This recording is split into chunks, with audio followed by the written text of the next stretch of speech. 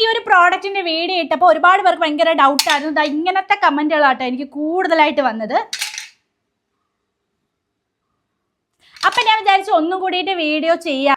ഇന്ന് ഒരു ഫ്രൂട്ട്സ് അല്ല, ഞാൻ 3 തരം ഫ്രൂട്ട്സുകളാട്ടോ എടുത്തിരിക്കുന്നത്. അന്ന് ഞാൻ തണ്ണിമത്തം മാത്രമേ എടുത്തിട്ടുള്ളായിരുന്നു. ഇന്ന് ഫസ്റ്റ് തന്നെ നമുക്ക് മുന്തിരി ആട്ടോ ഞാൻ നോക്കാൻ വേണ്ടി പോകുന്നത്. ഈ ഒരു കമന്റിനുള്ള മറുപടി ആയിട്ട് കൂടിയിട്ടാട്ടോ ഞാൻ ഈ ഒരു വീഡിയോ ചെയ്യുന്നത്. ഇത്ര മുന്തിരിയാണ് ഞാൻ എടുത്തിട്ടുള്ളത്. അതിൽ നിന്ന് ഞാൻ കുറച്ച് മാത്രം എടുത്ത് ഇതിലേക്ക് ഇട്ടിട്ട് പിഴിഞ്ഞെടുക്കുകയാണ്. അപ്പോൾ എത്ര ജ്യൂസാണ് അതിൽ നിന്ന് വരുന്നതെന്ന് നിങ്ങൾക്ക് തന്നെ കാണാം.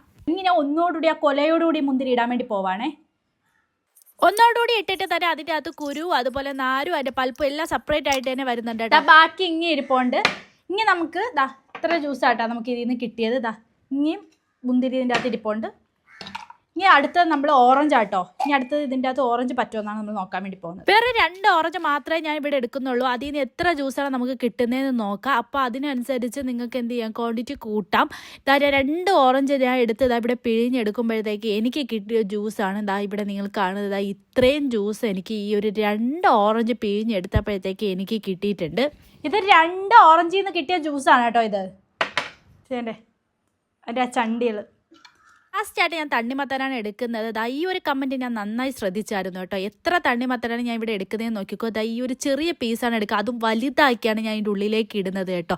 ഒരു വലിയ ഒരു 5 കിലോ തണ്ണിമത്തൻ ഉണ്ടെന്നുണ്ടെങ്കിൽ ജ്യൂസ് കിട്ടുമെന്നൊക്കെ ഞാൻ കണ്ടായിരുന്നു ആ കമൻറ്റൊക്കെ. അവർക്കുള്ള റിപ്ലൈയും കൂടിയിട്ടാണ് കേട്ടോ ഇത് എത്രയാണ് ഞാൻ എടുക്കുന്നത്. ഒരുവിധം എല്ലാ ഫ്രൂട്ട്സിൽ നിന്നും നമുക്ക് ജ്യൂസുകൾ ഇതുപോലെ എടുക്കാൻ വേവേണ്ടിയിട്ട് പറ്റും. മാതളമൊക്കെ ആണെങ്കിൽ നല്ല രീതിക്ക് ജ്യൂസ് വരും കേട്ടോ. ഇതൊന്നും ഞാൻ തീർത്ത് പൊഴിഞ്ഞിട്ടില്ല കേട്ടോ.